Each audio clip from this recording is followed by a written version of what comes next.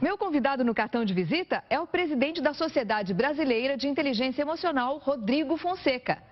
Após ajudar mais de 70 mil pessoas em seus treinamentos com suas técnicas, ele afirma que é possível curar a depressão a partir de dinâmicas individualizadas, sem medicamentos e com muito autoconhecimento. Comunicador social graduado pela Universidade de São Paulo, o nosso convidado vai falar sobre todos esses assuntos, além de explicar como lida com um aumento cada vez maior de coachings e especialistas em desenvolvimento humano.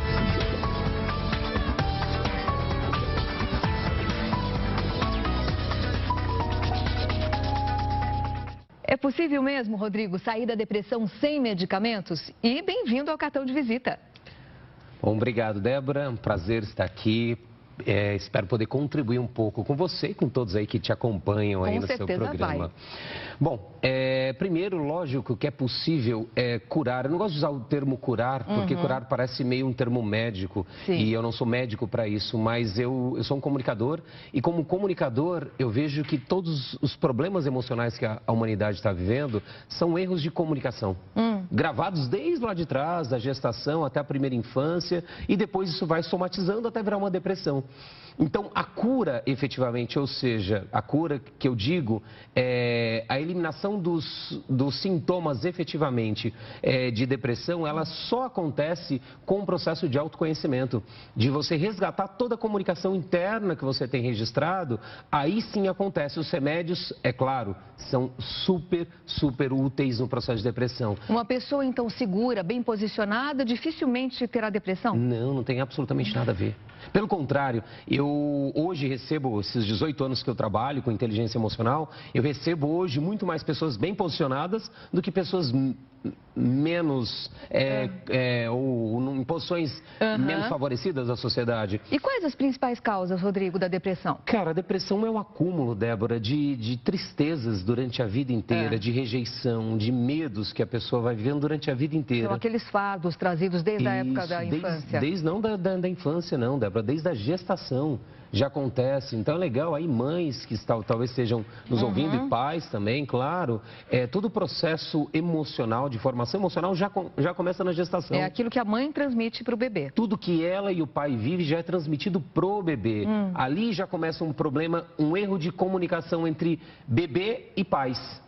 E depois na infância acontecem outros fatos que marcam fortemente o emocional do ser humano. E depois na fase adulta, onde vai acontecer a depressão? Ou na adolescência, quando começam a abrir programas que foram gravados dentro da barriga. Programas que eu digo são interpretações mal feitas daquele bebê.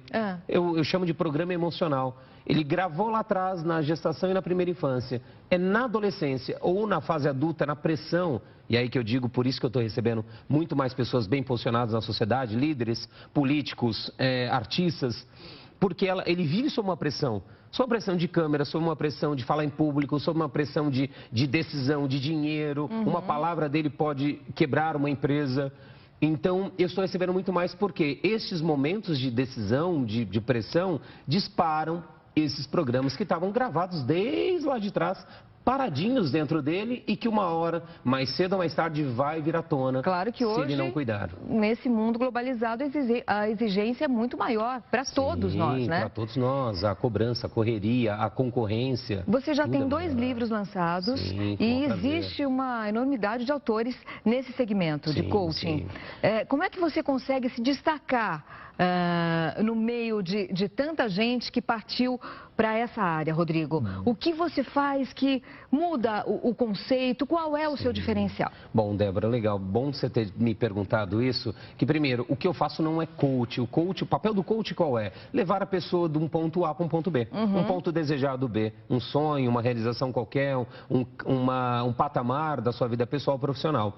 O meu trabalho não é levar necessariamente, ele acaba indo de um ponto A para o ponto B. Como você pode intitular o seu trabalho? O meu trabalho é inteligência emocional puramente dita. Vamos entender agora primeiro o que é inteligência emocional.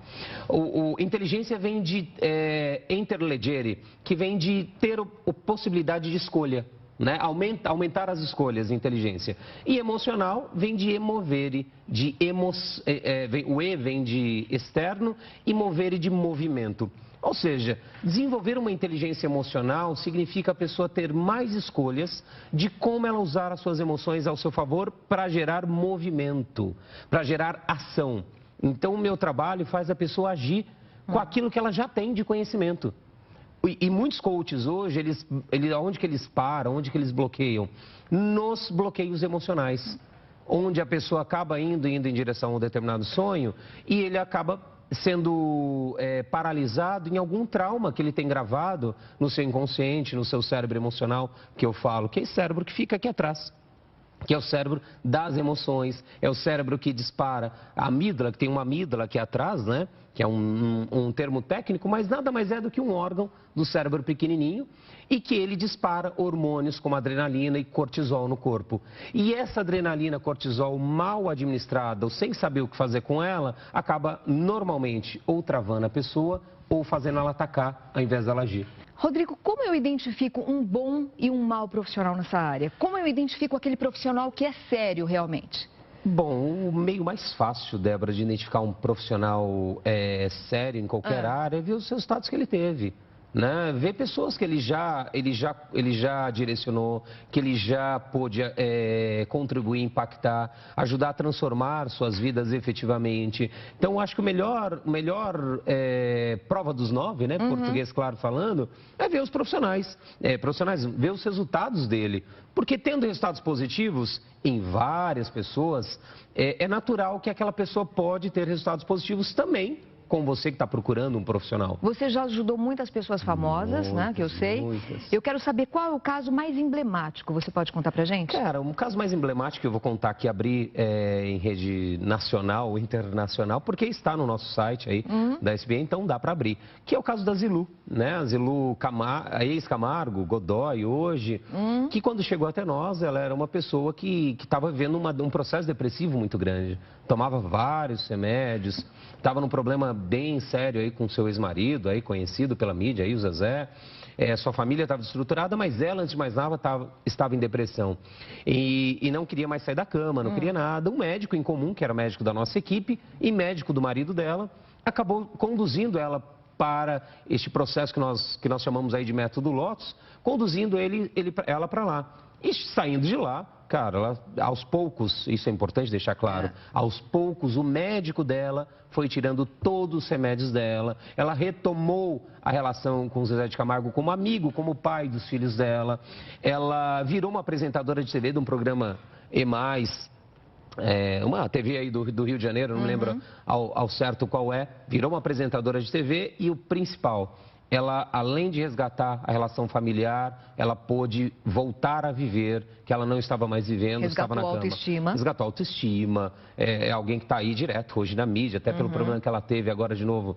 Teve um problema no queixo dela, ela acabou vindo para a mídia novamente, mas é uma pessoa fantástica, com um coração gigante, mas que pelo processo depressivo, ela estava primeiro distante da família dela e descontando numa pessoa que quando na realidade mas 50% da responsabilidade a pessoa descobre, quando ela se desenvolve emocionalmente, ela descobre que 50% de qualquer coisa é ela que criou. Um casamento que faliu, uma empresa que faliu, um problema que ela criou com alguém, sempre, Débora, isso é... Porque, na verdade, a pessoa acaba se culpando por aquela situação, né? É uma maneira simples da gente se paralisar, da gente não fazer nada. Tipo assim, se eu me culpo, o culpado é o quê? Aquele que é condenado. Ele está preso, entre aspas. Foi julgado, condenado, nós mesmos julgamos, nos condenamos, então eu virei culpado. Se eu virei culpado, eu não posso fazer mais nada, porque eu já sou culpado, eu estou taxado. Então eu gosto de dar essa dica para todas as entrevistas que eu vou aí, em todos os programas, que não existe mais a palavra a partir de hoje culpa, mas responsabilidade. E isso acaba afetando diretamente a autoestima. Sim. Por isso as pessoas entram nesse processo. Porque o culpado, ele fica aquele, né, coitadinho, eu sou culpado, eu prejudiquei alguém. Não. Você não é culpado, você é responsável, assuma assim. E vai lá e resolve. É tão Rodrigo, simples. agora conta um pouquinho para o telespectador do cartão de visita, como é o Centro de Desenvolvimento Emocional que foi criado em 2014. Sim, Conta um pouquinho eu para a tenho gente. muito orgulho disso, Débora.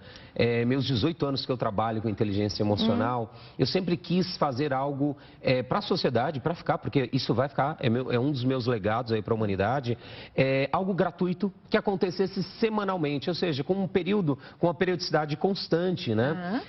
E aí surgiu a ideia do Centro de Desenvolvimento Emocional, que acontece todas as quartas em São Paulo, aqui no Mercury, aqui de São Paulo. Gratuito? Gratuito, totalmente. Olha aí, Das que dica. 20 às 21h30. Cada quarta-feira eu abordo 30, 40 minutos de teoria de inteligência emocional e 30, 40 minutos de prática, de dinâmica de inteligência emocional. Ou seja, por que eu não gosto só da teoria?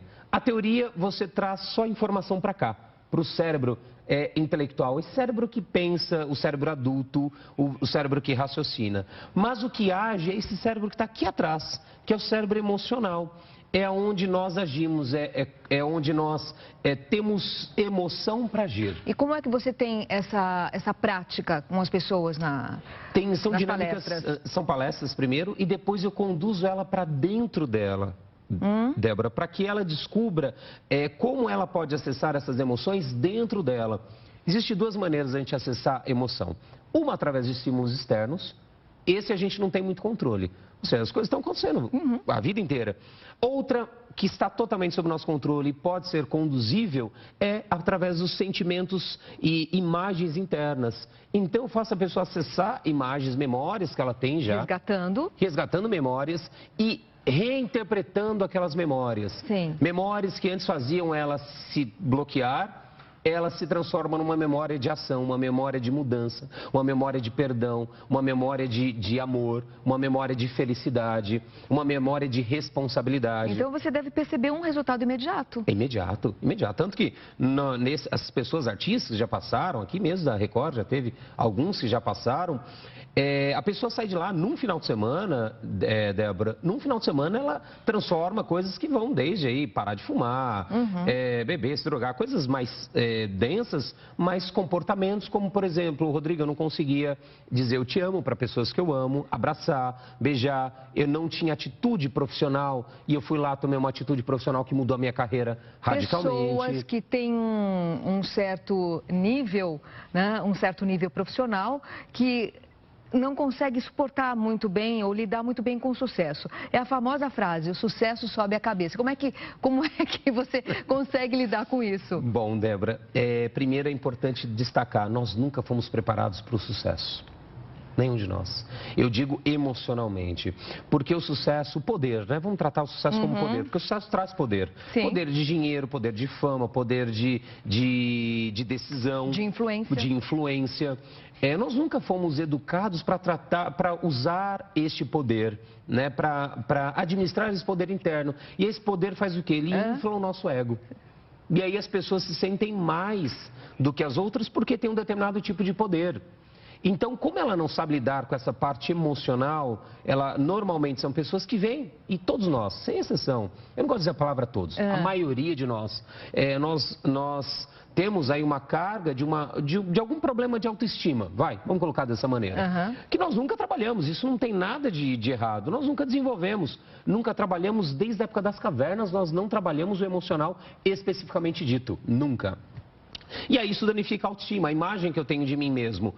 E aí qualquer poder que eu recebo do lado externo, aquilo cresce aquela minha sombra, né? E aí é onde eu começo a pisar nas pessoas, é onde eu começo a virar uma pessoa arrogante, uma pessoa que se isola. E o mesmo poder, o mesmo sucesso que ela tanto lutou para conquistar, é o mesmo sucesso que afasta todo mundo que ela ama, é o mesmo sucesso que derruba ela, na maioria das vezes. São as estrelas, né? São chamadas de estrelas. Que do dia para a noite, ela sobe e do dia para a noite ela cai.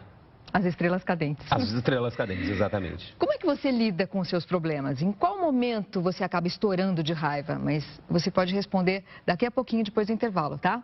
Vale lembrar que o cartão de visita tem apoio da Dentifix Implantes, R7.com e Record Internacional, além da Rede Família de televisão. Vamos a um rápido intervalo e voltamos já.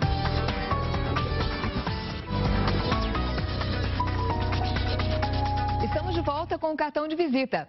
E hoje recebo o presidente da Sociedade Brasileira de Inteligência Emocional, Rodrigo Fonseca. Bom, no bloco anterior eu perguntei como é que você lidava com os seus problemas.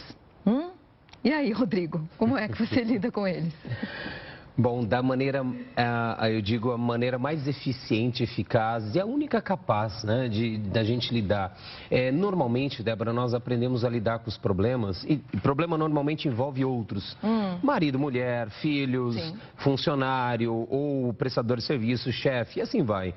A maneira mais eficaz da gente lidar com os nossos problemas é a maneira que eu lido, e aconteceu comigo até ontem, até é legal usar um exemplo, vendo aonde está a minha responsabilidade naquele problema. Ontem mesmo, um exemplo que aconteceu comigo, eu e minha esposa tivemos um certo desencontro, a gente ficou meio chateado um com o outro. E, normalmente, a tendência qual que é? A gente achar sempre que o outro fez algo pra gente. Que, não, minha esposa que começou isso, ela que fez isso, ela que deixou de fazer isso pra mim. Aceitar a culpa é difícil, não? Ou aceitar a responsabilidade. E aí, eu fui tomar banho e a primeira coisa, cara, onde está a minha responsabilidade? Aonde eu comecei tudo isso? E aí, comecei a me perguntar, aonde eu, Rodrigo, e sou o responsável da minha parte. E aí descobri várias coisas que eu deixei de fazer e eu fiz também. E aí cheguei para ela e comecei a falar, amor, me perdoa, eu deixei de fazer isso, eu fiz isso, eu entendo por que você acabou fazendo isso comigo. Blá, blá. E naturalmente o que aconteceu? Minha esposa também pediu desculpa, perdão, pelo aquilo que ela tinha feito comigo também. Porque é natural.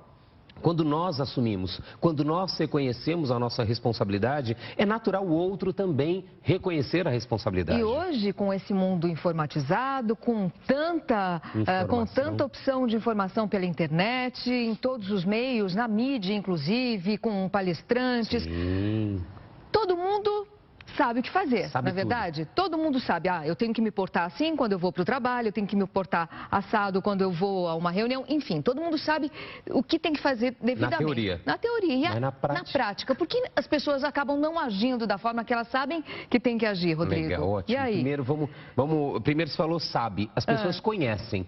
Por que conhecem? Eu vou usar uma imagem... mas não sabem. Não sabem. Uma imagem aqui, imagina como se fosse o nosso cérebro. Aqui o cérebro intelectual, né, o racional, que é onde elas conhecem. Conhece sobre o que fazer para emagrecer, conhece o que fazer numa entrevista de TV, conhece o que falar em público, ela conhece. Mas o que ela sabe verdadeiramente está registrado nesse cérebro emocional, que é o que faz ela agir, que é o automático dela. E imagina que esse cérebro aqui, o racional, esse intelectual, né, ele processa uma informação em uma velocidade média, segundo cientistas, 40 impulsos neurais por segundo. E esse cérebro emocional, ele processa informação em média 40 milhões de impulsos neurais por segundo. Fazendo uma comparação, esse nosso cérebro aqui, razão pura, ele é um Fusca, andando a 40 km por hora. Esse cérebro emocional, ele é um jato, andando a 40 milhões, em média, de quilômetros por hora quilômetros por hora. Então imagina, a velocidade dos dois são incompatíveis. Quando nós vamos para ação, o cérebro emocional, que é o Fusca, o racional, desculpa, o intelectual, ele tende a querer ligar primeiro. O jato, ele já ligou, já foi, já voltou e o Fusca está tentando ligar. Ou seja, enquanto nós não levarmos o conhecimento do cérebro intelectual para este cérebro emocional, que é da onde nós agimos, onde tem emoção, onde tem ação, nós tenderemos a, por mais que nós estudamos, por mais que nós, vamos lá, lemos livro, assistimos programas, nós sempre vamos repetir aquilo que está gravado neste cérebro emocional e não aquilo que nós temos aqui. E como que eu faço, Rodrigo, então, para gravar, sair daqui para cá? Duas maneiras. Ou por repetição, que é a mais usual, ou, como eu digo em todos os treinamentos que eu dou, sob forte impacto emocional. Como? Forte impacto emocional. Forte impacto emocional, que significa? Significa o quê? Todas as experiências são vividas com emoção. Tudo que é vivido com emoção, a gente grava e não esquece nunca mais. Vou dar um exemplo. Se você queima, você botou o dedo um dia quando você era pequeno, numa tomada, você botou o dedo lá e tomou um choque. Aquilo gerou uma emoção forte em você como criança? Nunca mais chego perto de uma tomada. Perto? Nunca mais. Então, assim, qualquer emoção, seja ela medo, tristeza, raiva, alegria, amor, elas servem para gravar, não só gravar, para deixar essa informação disponível para aquela pessoa usar. Então, e nós são não as usamos. informações, pelo que eu entendi, de maior impacto Emocional. durante toda a nossa vida. São. E aí, quando nós somos crianças e bebê ainda dentro da barriga da mamãe, são quando nós sofremos o maior impacto emocional. Por isso que nós tendemos a ter comportamentos hoje, você vê de grandes diretores de empresas, CEOs de empresa, tendo comportamentos às vezes de criança, fazendo bico, já viu? Não concordou comigo. A pessoa faz bico, aciona memórias dela lá de trás. E você vê pessoas com poder na mão tendo comportamentos que não são condizentes com aquela idade. Mas por quê? O comportamento dela está ligado não ao cérebro racional. O comportamento dela sempre está ligado ao cérebro emocional.